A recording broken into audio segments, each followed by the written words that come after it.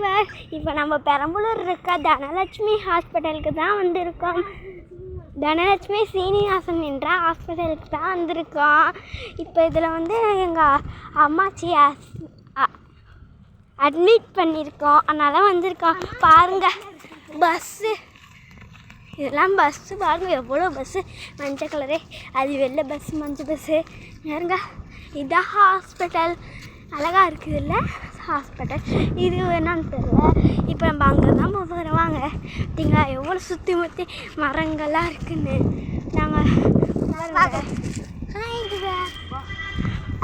இதுதான் என் பாப்பா, இதுதான் என் அம்மா. நான்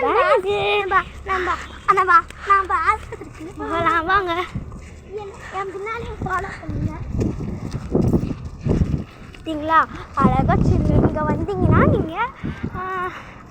வந்தீங்கன்னா பாருங்க, இங்கே வந்தீங்கன்னா உங்களுக்கு சந்தோஷமாக இருக்கும். அழகாக இருக்குது பாருங்க.